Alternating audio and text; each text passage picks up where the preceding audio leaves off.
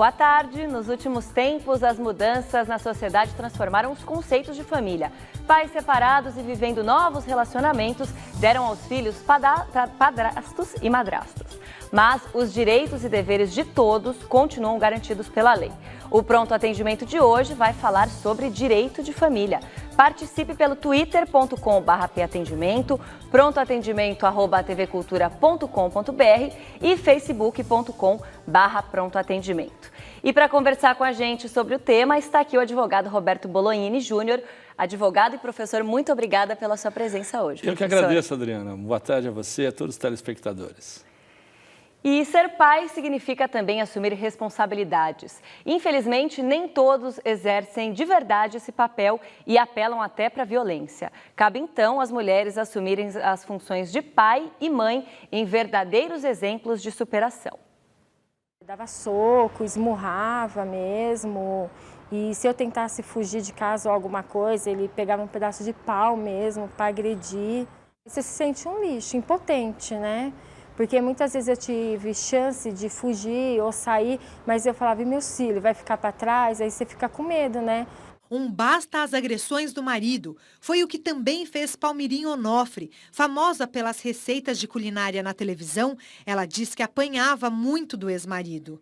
Separou aos 60 anos, depois de 20 de casamento. Por isso que eu segurei meu casamento até minhas filhas casarem, porque eu achava que se eu me separasse, as minhas filhas não iam ter um bom casamento.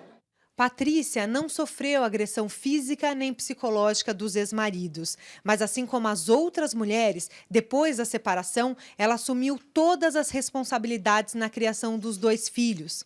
Aqui, ela é o pai e a mãe. Acabava o gás, o Vanderlei me ligava, acabou o gás. O aluguel tá atrasado, o chuveiro queimou. Então tudo era eu. Falei, pra que eu quero um homem dentro da minha casa? 7 anos, o pai ainda pegou o William, pegava o William. Depois ele casou de novo, construiu outra família e começou a ver que o William tava ficando especial e não quis ficar muito próximo. Filhos, pequenos, grandes, não importa. São alavancas capazes de mudar para melhor uma história. Às vezes eu falo assim para as minhas amigas, se hoje não existisse o William com esse problema, acho que eu estava no mundão. Cada história, né, professor? Pois é, Adriana, a gente fica abismado com essas situações, mas enfim. Um pai que agride os filhos ou a esposa, ele pode perder o direito de visitar e até ter a guarda desses filhos? Veja bem, a guarda sem dúvida, porque a guarda não se confunde com o poder familiar, que são coisas diferentes. A guarda está envolvida com visitas, educação. Pode, inclusive, perder o poder familiar, que é pior, né? Que é um dever do pai em termos de sustento, educação. E se ele maltratar os filhos, né? Inclusive fisicamente e moralmente, esse poder familiar pode ser perdido. Aliás, não só pelo pai, como pela mãe, inclusive. Por isso que existe os tutores, muitas vezes, que são indicados pelos juízes, né? Professora, a gente tem pergunta também sobre outros temas. O Ricardo Bonifácio de Rondônia, ele diz que a avó dele é viúva, tem 4 filhos e tem bens de herança. O que ela deve fazer para repartir de uma forma igual, sem prejudicar algum dos filhos? Ela é viúva e tem 4 filhos. Veja bem, naturalmente, existem 2 formas de sucessão, de transferência de bens dos ascendentes para os descendentes, enfim, para os sucessores. Nesse caso aqui, se ela não quiser privilegiar nenhum filho, o seu falecimento fará com que os seus bens sejam divididos igualitariamente, 25% para cada filho. Agora, se ela desejar, eventualmente, transferir, efetuar um testamento a algum deles, ela só vai poder fazê-lo 25% do que lhe pertence. Tem outra pergunta aqui, professora, acabou de chegar para a gente. A Marcela de São Vicente, ela gostaria de saber se, quando o marido dela terminar de pagar pensão para os filhos, se a ex-mulher dele pode pedir pensão. Ela quer saber se essa ex-mulher tem direito, sendo que eles já estão separados há 9 anos e até hoje ela teve que se manter. Veja bem, Adriana, a questão da pensão ela está vinculada a 2 situações. Ou em razão do parentesco e casamento, ou em razão da filiação. Quanto aos filhos, até que eles alcancem a maioridade e tenham condição de ter autossuficiência, é obrigatório o pai pagar a pensão alimentícia, ele tem que se virar, o pai e a mãe, e arrumar meios para pagar. Em relação ao casamento e ao grau de parentesco, o indivíduo só poderá pagar a pensão ou só deverá pagar a pensão se ele tiver a possibilidade. Costuma-se dizer em direito que existe um binômio, necessidade de quem pede, possibilidade de quem paga. Então, se essa senhora, que está há 9 anos sem receber nada, tiver necessidade e ele tiver possibilidade de pagar, ela pode exigir, desde que ela não tenha já constituído outra família, esteja casada ou convivendo em união estável. Chegou uma pergunta agora pelo Facebook da Giane Andrade. Ela teve um relacionamento muito difícil com o pai do filho dela. Hoje o filho tem 2 anos e nunca o pai deu ajuda financeira para cuidar do menino. Não é um pai presente e ela nunca pediu pensão alimentícia, só que agora o filho dela vai começar a estudar e ela está precisando que o pai ajude. O que ela deve fazer?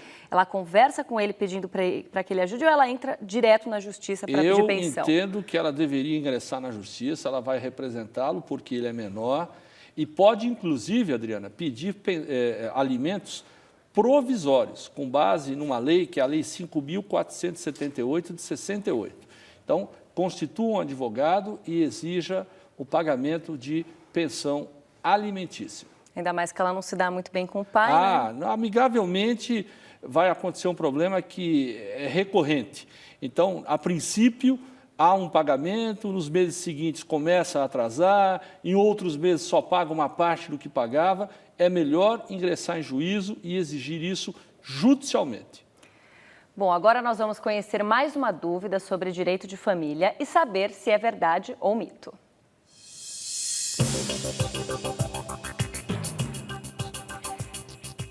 Se um dos conviventes numa relação sair do imóvel, poderá perder os direitos por abandono de lar. Verdade ou mito, professor? É verdade. Claro que não é uma verdade absoluta, se é que existe verdade relativa. Na verdade, é o seguinte, se o indivíduo deixar o seu lar, caracteriza, sim, abandono. Mas veja a seguinte situação, Adriana. A mulher é espancada pelo marido, ou vice-versa. Ela não vai se manter no local para preservar esse direito eventual que ela tem. Então, certamente, ela vai deixar o lar até para proteção. Também é verdade que ela deveria constituir um advogado, ingressar com um pedido de separação de corpos, para não caracterizar abandono do lar. Mas, dependendo do desespero e da necessidade, certamente o juiz vai entender essa saída temporária ou momentânea do lar. Então, objetivamente, deixar o lar sem motivo algum caracteriza abandono. Professor, chegou mais uma pergunta pelo Facebook. A Daniela Aparecida Gomes fala: o juiz determinou que o meu ex-marido pague 30% do salário dele, só que ele não cumpre, ele paga o que quer. E no dia que quer, sempre muda de empresa para ela não saber onde ele trabalha. O que ela faz, professor? Deve comunicar o juiz, no próprio processo que foi definido, os 30%. Inclusive, esse indivíduo pode ser preso civilmente e pedir a prisão dele por inadimplemento de pensão alimentícia, pela falta de pagamento de pensão alimentícia. Não adianta pagar um valor inferior daquele que foi definido em juízo. Isso caracteriza falta de pagamento e a prisão civil dele pode ser decretada pelo juiz. E os valores de pagamento de pensão, eles têm que ser reajustados de acordo com a mudança de emprego de quem tem que pagar essa pensão? Quando é fixado de acordo com o ganho na folha de pagamento, sem dúvida. Então, normalmente, Adriana, é fixado 20%, 30%. Esse valor não está definido na lei, mas é uma praxe forense definir 20% a 30% do pagamento. Então, se está definido e o indivíduo ganha R$1.000 e paga 30%, R$300. Se ele passa a ganhar 5.000, 1.500. O que pode fazer o indivíduo quando tem um aumento substancial nessas cifras da pensão? Ele pode entrar com um pedido de revisão da pensão, de minoração da pensão. Ainda sobre esse assunto, o Dantas de Carapicuíba, ele diz que está há 1 ano sem pagar pensão porque ele não tem nenhum contato com a ex-mulher. O que ele deve fazer? Pagar todos os atrasados? Não necessariamente. Eu não sei se já está definido o quanto ele deveria pagar ou não, ou se ele está pagando espontaneamente. Mas, ainda que esteja definido quanto que ele tem que pagar, quem tem que executar esses valores da pensão é a própria mulher interessada. Com um detalhe: a cada pensão não paga, após 2 anos de não pagamento, esse pagamento não pode mais ser exigido, ocorre o que se chama em direito prescrição do valor da parcela da pensão alimentícia. Professor, agora saindo um pouquinho do lado financeiro, vem a pergunta da Sandra Santos. Ela diz que o pai da filha dela tem direito de vê-la de 15 em 15 dias na casa da mãe dela. Essa decisão foi dada pelo juiz quando ela tinha 1 ano e 7 meses. O ex-marido dela nunca fez nenhuma visita para a filha. Hoje a menina tem 4 anos. Ela quer saber se o ex-marido, na verdade, ainda tem algum direito a essas visitas. A princípio, sim, porque está definido na lei. Ela deveria ter tomado uma providência já há muito tempo e deve tomar comunicando esse fato, né?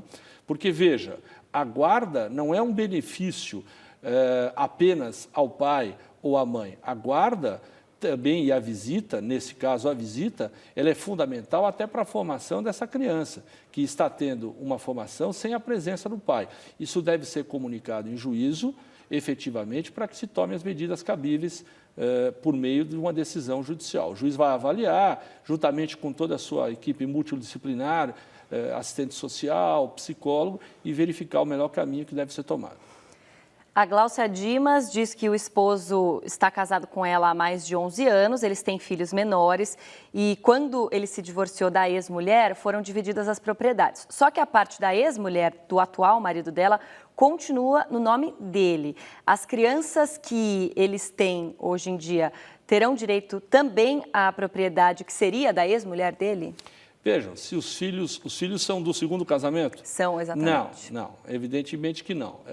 O que essas crianças terão direito é a parte que corresponde ao pai, independentemente do primeiro ou segundo casamento, e aos bens que correspondem à mãe e o pai do segundo casamento, que eles são, obviamente, filhos. Então, em relação ao patrimônio da ex-mulher, os filhos desse casamento não têm direito algum. Bom, vamos às ruas de São Paulo para mais uma dúvida sobre direito de família. Meu nome é Denise e eu gostaria de saber se na separação existe alguma maneira de obrigar meu parceiro a sair de casa. E aí, professor? Ela consegue obrigar o marido dela a sair de casa? Ah, sim. Eles estão em conflitos e ela pergunta se é possível sair de casa. Exatamente. Sim, existe o que eu disse. Quando há um conflito familiar dessa natureza entre o marido e a mulher, ou entre os conviventes na união estável, é perfeitamente possível que uma das partes exija que o outro saia. De que maneira? Ingressando com uma ação chamada ação de separação de corpos, que é uma ação cautelar. Evidentemente que ela vai ter que motivar, demonstrar, por exemplo, maus tratos, né? Infidelidade, quer dizer, infrações que violam o casamento ou a própria união estável. Mas a medida cabível, ocorrendo essas situações, é a de separação de corpos, que é uma medida cautelar. Até para não caracterizar, Adriana, o abandono de lar, porque ela poderia sair do lar e a medida correta é entrar com a separação de corpos para que o marido saia do local. Tá certo. Tem uma pergunta que chega aqui da Janaína Ferreira. Ela diz que o marido dela, o ex-marido, paga 43% do salário mínimo desde 2008. Só que em 2010, ele ficou 3 meses sem pagar. Ela quer saber se em um mesmo processo ela consegue realizar esse reajuste da pensão. O reajuste, ela tem que ingressar com uma ação chamada ação de majoração de pensão alimentícia. Ela tem que entrar com um pedido de revisão para adequar esse valor. Em relação aos 3 meses não pagos, como já faz mais de 2 anos, se ela não ingressou com nenhum processo exigindo esses valores não pagos, ela não tem mais direito. Está prescrito por conta de 2 anos e a prescrição ocorre em 2 anos nas parcelas de pensão não pagas. A pergunta da Eliane Lopes também é sobre pensão atrasada, só que para uma outra direção. Ela quer saber se a pensão estiver atrasada 2 meses, o pai tem direito de visitar a criança ou levá-la para a casa dele. Uma coisa não se confunde com a outra. O direito de guarda e de visita é uma situação, o dever de pagar a pensão alimentícia é outra. O que ela deve fazer é exigir judicialmente o pagamento dessa pensão, mas ela não pode impedir nem a guarda e nem a visita dessa criança por parte do pai. Cristiane Souza acabou de enviar uma pergunta. Ela quer se separar do marido, só que ela tem 4 filhos. E a caçula é a única menina que é dele. Ele está ameaçando tirar a filha caçula dela se ela sair de casa. O que ela deve fazer, professora? Constituir advogado, entrar com pedido de separação de corpos, entrar com pedido de divórcio, e ele não tem direito ele não tem condições, não é nem direito, não tem o mínimo de condições de retirar o filho das mãos dela por conta do divórcio, ao menos que exista uma conduta que possa comprometer a moral da criança, que não é, me parece, o caso. Então, o fato apenas dela se divorciar não dá o direito ao pai de impedir que o filho possa ficar com ela, ou pelo menos que tenham a guarda compartilhada, se for o caso. Vamos conhecer mais uma informação sobre direito de família e saber se é verdade ou apenas um mito.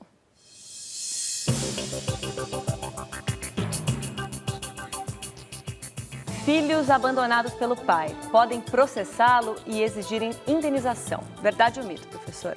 Olha, o pedido de indenização, Adriana, desde que haja dano, em qualquer situação, dano material ou moral, é possível. Pedido de indenização é bem genérico, pedido de reparação de danos. Agora, no caso específico, por conta do abandono, existem outros meios no ramo de família. Então, pedido de pensão alimentícia, que é o mais comum, né, que substitui, de uma certa forma, a própria indenização. Mas não que não seja possível, né? Como nesse caso anterior aí, em que nós estávamos comentando, o pai, de repente, impede que a mãe fique com o filho, né? E isso causa um transtorno para essa criança no futuro, né? Ele, como adulto, pode até processar o pai, não por conta do abandono em si, mas por conta das causas geradas pelo próprio abandono. Então, a rigor, não é possível. Você tem o pedido de alimentos para suprir qualquer situação. Mas o pedido de indenização em direito, ele é bem amplo e, se houver prova de um dano material ou moral, é possível, sim, o pedido de reparação de danos. Professor, tem uma pergunta da Fernanda. Ela diz, ela mora em Santo Antônio de Jesus, na Bahia. Ela quer saber se o pai não registrou, qual o procedimento que ela deve tomar, quais direitos que esse pai que não registrou ou obrigações que ele tem.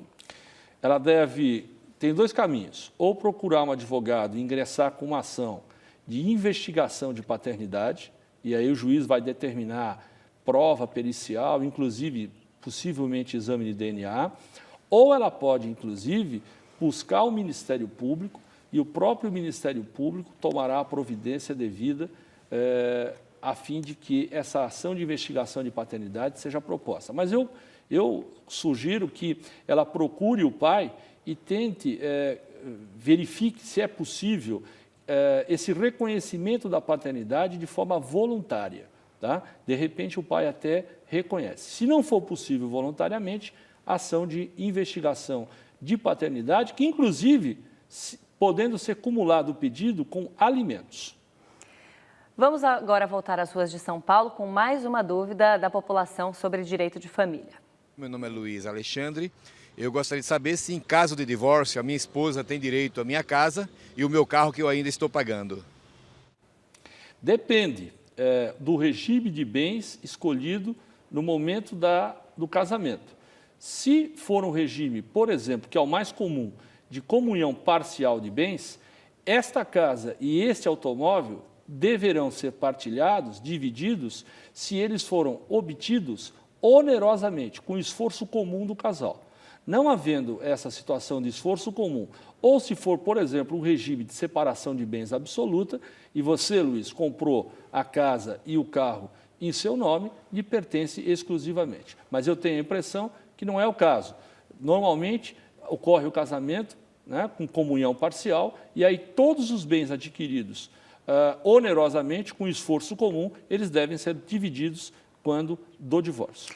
E se o homem e a mulher não são casados, eles têm apenas união estável, professor? A regra é a mesma, Adriana. Se houver união estável e não existir um contrato de união estável escolhendo outro regime de bens, o regime aplicado é da comunhão parcial. E aí todos os bens adquiridos, como nós falamos em direito, amealhados durante a união, por esforço comum, devem ser divididos entre os conviventes que vão determinar a dissolução da separação, da união estável. Professor, agora só para finalizar, o Daniel Lotufo, Sim. ele pergunta o que ocorre com a mãe da criança quando ela não apresenta a criança nos dias estabelecidos em juízo em um prazo de 4 meses.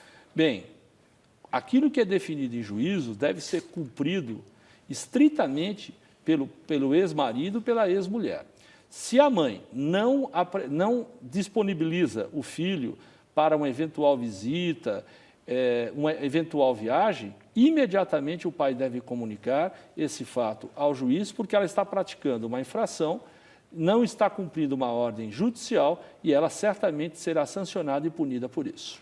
Professor Roberto Boloini Júnior, muito obrigada pela participação hoje para falar sobre direito de família. Adriana, sempre à disposição, um grande abraço a você, a todos os telespectadores da Cultura, é sempre um prazer estar aqui com vocês. O Pronto Atendimento desse sábado fica por aqui. Nós voltamos na segunda-feira, às 8 da manhã, para falar sobre Previdência Social. Um ótimo fim de semana para você.